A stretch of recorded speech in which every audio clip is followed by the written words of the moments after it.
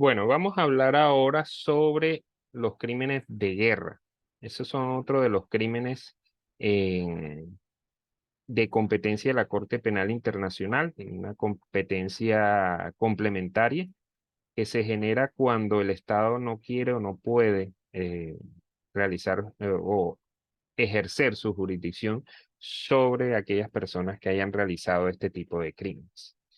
Entonces, me voy a permitir hacer una presentación sobre crímenes de guerra. Está. Listo.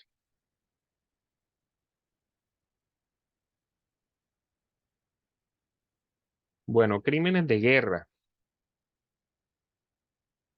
El origen de los crímenes de guerra también tiene que ver con usos y costumbres de la guerra desde la época napoleónica e incluso antes de las reglas de caballería entre jefes militares, donde planteaban que antes de una guerra se pactaban que no se iban a atacar a civiles o que se le iba a permitir a los civiles salir antes del ataque o que se iban a respetar a las mujeres y a los niños. eh, o que al rendirse, pues le daban salida libre al ejército si deponían las armas y que no se le iba a dar muerte, digamos, a los heridos y a las personas que se rindieran. Entonces, esos eran reglas de caballería que fueron entendidas como una costumbre y hacía parte del jus cogens, que fue posteriormente aplicado precisamente por primera vez en el Tribunal de Nuremberg. Eh, Posteriormente digamos, al término de la Segunda Guerra Mundial, se habló precisamente de los convenios de Ginebra. Y en los convenios de Ginebra, después de esas guerras, lo que se buscó fue humanizar la guerra y establecer esas costumbres como tratados internacionales que vincularan a los estados y evitar precisamente los horrores que había causado la Segunda y la Primera Guerra Mundial sobre todo. Entonces, se habló de conflictos armados de carácter internacional y de carácter no internacional. Cuando estamos hablando de conflictos armados de carácter internacional, estamos hablando de conflictos que vinculan dos países, fuerzas armadas de dos países diferentes. Y también hay una teoría que fue utilizada por la Corte Internacional de Justicia, que es cuando una fuerza de un país apoya a un grupo determinado al interior de otro país. Y eso podría convertir precisamente esa ayuda, esa cooperación, podría convertir ese conflicto en conflicto de carácter internacional cuando existiera apoyo y ayuda específica de un país dentro de un conflicto interno. Los conflictos armados de carácter no internacional son entre fuerzas del Estado y fuerzas insurgentes, o entre grupos armados al margen de la ley que no son del Estado entre sí. Entonces, piénsese, por ejemplo, entre dos grupos guerrilleros diferentes o de un grupo armado, en el caso colombiano, el grupo de los paramilitares en contra de la guerrilla, y del ejército en contra de la guerrilla, el ejército en contra de otro grupo armado. En digamos, los crímenes de guerra y del derecho internacional humanitario, se hablan de unos principios que permiten, digamos, dimensionar en términos generales cuál es el objetivo de los crímenes de guerra. Y entonces se habla del principio de distinción entre combatientes y no combatientes. Y aquí entre los combatientes y no combatientes se habla precisamente de que los combatientes deben respetar a la población civil y deben respetar a las misiones humanitarias, a las misiones médicas, a las misiones religiosas y tienen que respetar también a las personas que hayan depuesto las armas, a los prisioneros y a las personas que se encuentren heridas o puestas fuera de combate. Entonces, La idea es respetar a personas que ya no estén participando del combate y que no sean objeto de acciones armadas. Entonces hay la distinción. Si usted va a realizar un ataque, que no vaya a ser ni a la población civil ni a bienes civiles, porque esos bienes se entiende que son protegidos y esas personas se entienden que son protegidas dentro del conflicto armado. Usted puede atacar, sí, puede atacar a la otra parte en conflicto, a los combatientes. Precaución. El principio de precaución implica que cuando tú vas a realizar un acto armado, ¿cómo es? Un ataque, tienes que tomar todas las precauciones para no afectar ni bienes civiles ni personas no combatientes. Y eso, digamos, hace parte de evitar lo que se llama, digamos, los daños colaterales. Entonces, uno puede atacar, sí, pero tomando todas las precauciones, porque si vas a atacar y vas a colocar una bomba, pero al mismo tiempo vas a destruir una escuela de niños, pues no, ese ataque implicaría un crimen de guerra. Proporcionalidad. La proporcionalidad está dada de acuerdo con el principio de distinción, precaución. Si tú realizas un acto armado, dirigido a un objetivo militar y realizas un bombardeo, pero ese bombardeo llega y mata al cocinero que fue a prepararle una comida al jefe militar del grupo al cual tú atacaste. Entonces vendría la problemática, ¿hay o no hay crimen de guerra en ese caso?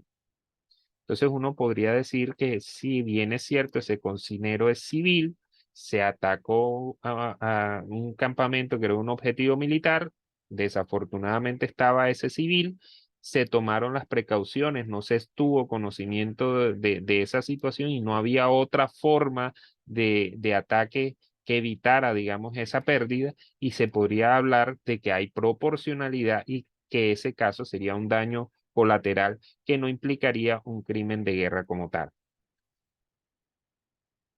También, por ejemplo, viene la valoración. Voy a atacar un ferrocarril y voy a atacar un tren que lleva armas. Pero dentro de ese tren, cuando yo bombardeo cuando el tren va pasando por una ciudad y mato a 30 civiles. Ahí vendría otra vez el tema, distinción. Sí, podríamos decir que el tren era objetivo militar. Precaución, no se tomaron las medidas bien concretas porque han debido de hacerse el bombardeo antes de que el tren o saliera o llegara a la ciudad para evitar muertes civiles y por eso, digamos, la proporcionalidad no le da tanto ahí en el tema porque hay más afectación que beneficios en ese tema militar. Necesidad militar. Yo puedo buscar todos los medios para vencer a mi enemigo, pero no medios que impliquen su exterminio. Es decir, la guerra está dada para vencer a mi enemigo, mas no para exterminarlo. Entonces, la necesidad militar me habilita a utilizar helicópteros, aviones, armas precisas, digamos, bombas, etcétera. Pero viene el tema, todo dirigido a vencer a mi enemigo, mas no para exterminarlo.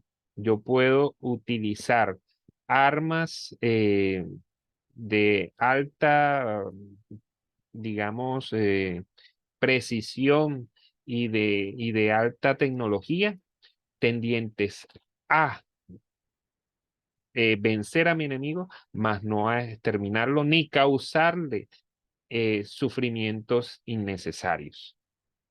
Respeto por los no combatientes, ya eso lo dijimos, digamos el derecho internacional humanitario, los convenios de Ginebra y el Estatuto de Roma lo que busca es la protección de las personas no combatientes, incluyendo los combatientes que hayan depuesto las armas, que se encuentren como prisioneros o que estén heridos. Armas y usos prohibidos. También no solamente es la protección y el respeto de los combatientes y la distinción entre personas y bienes civiles, sino también el uso de armas y digamos, mm, hechos prohibidos que impliquen, como les dije anteriormente, el exterminio y la orden de no dejar sobrevivientes. Entonces, por regla general, eh, toda arma que cause un intenso sufrimiento, como armas biológicas, armas químicas, están prohibidas por el derecho internacional humanitario. Yo puedo atacar e incluso matar a mi contraparte, pero no causándole intensos sufrimientos innecesarios. Entonces, hay armas que, digamos, implican la no supervivencia de la persona. Entonces, se prohíben ciertos calibres de balas, también, digamos, usos prohibidos o hechos que puedan generar mayores sufrimientos o el tema de la barbarie en la operación militar, el despojo, digamos, todo lo que implique un desprecio por la vida y por el buen trato a la contraparte, implicaría, digamos, unos crímenes de guerra. Elementos del crimen, plano política. Se ha dicho que sí, es decir, estamos hablando de que tienen que ser crímenes que ameriten la protección de la Corte Penal Internacional y por lo tanto tienen que ser crímenes de gran magnitud para poder llegar, digamos, a la Corte Penal Internacional. Entonces se habla de plano, política, pero no es en el mismo sentido, digamos, de los crímenes de lesa humanidad. Implica, digamos, una orden que es ejecutada por una parte dentro del conflicto y que genera una comisión a gran escala de crímenes de guerra. Infracciones graves a los convenios de Ginebra es uno de los requisitos de antijuridicidad que tienen estos crímenes de guerra, que se configure precisamente una violación grave a los convenios de Ginebra y lo que estábamos diciendo, el respeto por los no combatientes y los bienes civiles y por usos y armas prohibidas que generen mayor sufrimiento del necesario. No se aplica a situaciones de tensiones internas y de disturbios interiores, tales como los motines, los actos esporádicos y aislados de violencia u otros actos análogos. El, los crímenes de guerra se presentan siempre y cuando exista un conflicto armado. ¿Y cuándo se presenta un conflicto armado? Cuando existe una parte, cuando el conflicto es a gran escala y tiene bastante intensidad y gravedad entre los enfrentamientos, cuando los enfrentamientos son, digamos, permanentes. Y en ese orden de ideas se puede plantear que existe un conflicto armado de carácter no internacional dentro de un Estado. Igualmente, también hay otros requisitos, como por ejemplo que exista un mando jerarquizado digamos, en la organización, ya sea obviamente, si es del Estado, hay un mando jerarquizado, pero si es una organización delictiva o un grupo al margen de la ley, pues estamos hablando de que tiene que existir un mando jerarquizado. Se habla de operaciones constantes y de control territorial que, digamos, no se ha planteado necesariamente en las guerras actuales como un requisito necesario en todas las ocasiones, sino la intensidad del conflicto para catalogarlo de conflicto armado o no. Entonces, por ejemplo, si se presenta un motín en una cárcel y el Estado llega y lo quiere, digamos, reprimir, ya no estamos hablando aquí de conflicto armado, sino estamos hablando de un disturbio interno. Lo mismo, digamos, un robo a un banco por parte de una organización criminal no podría determinarse por más que haya una balacera en un conflicto armado. Igualmente, cuando se trata de una manifestación en una universidad que comienza a atacar, o digamos en un estadio, cuando comienza a atacar a la policía y la policía con los antimotines responde, pues no estamos hablando sino de un disturbio interno y no estamos hablando de un conflicto armado. Eh, las tensiones internas pueden ser ya, digamos, más abiertas, pueden ser de un grupo ya nacional que está haciendo una protesta, por ejemplo, trabajadores, estudiantes, profesores, que comienzan a hacer, digamos, una protesta y es, digamos, reprimida y forma, digamos, varias azonadas. En ese orden de ideas podríamos hablar de tensiones internas que afectan más de un territorio, que afectan gran parte del territorio, pero que no tampoco constituyen, digamos, un conflicto armado.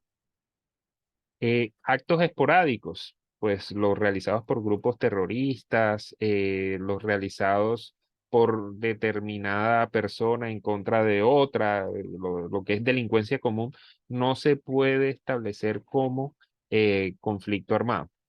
Es decir, estamos hablando de bandas de un barrio, bandas de narcotraficantes, siempre y cuando no se genere, digamos, un conflicto armado ya, y habría que ver, digamos, el contexto, porque también entre bandas criminales puede generar, digamos, conflictos armados cuando ellas comienzan a enfrentarse, a luchar por el territorio, ya ahí abiertamente podríamos hablar de conflicto armado.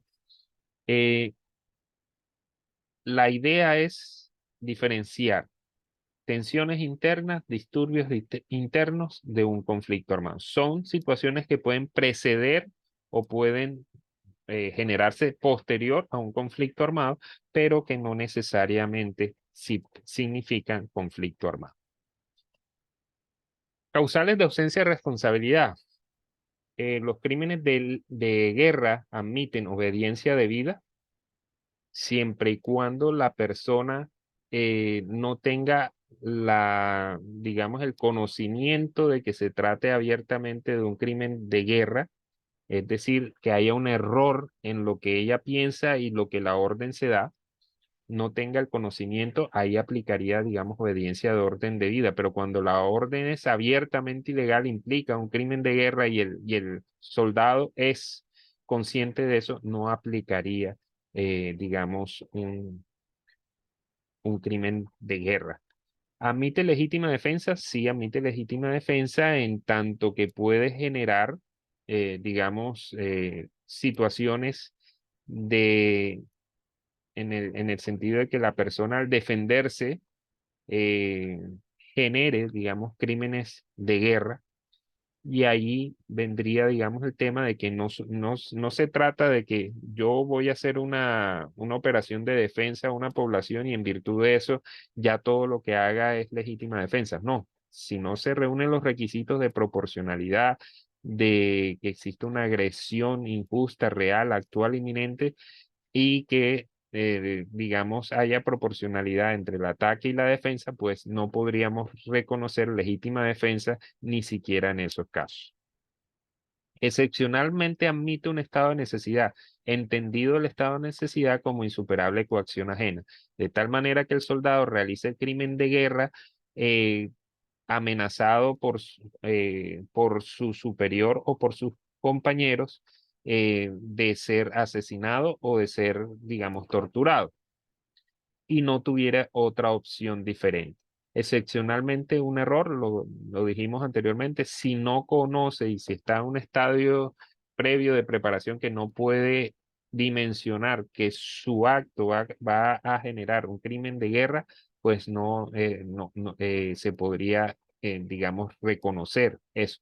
Pero actos ya manifiestamente contrarios a las leyes de guerra, como una violación, como delitos sexuales, como una tortura eh, en persona protegida, ya esa situación va a generar precisamente que no se le reconozca esa, digamos, esa opción. Entonces, ahí está explicado en términos generales los crímenes de guerra de acuerdo con Corte Penal Internacional.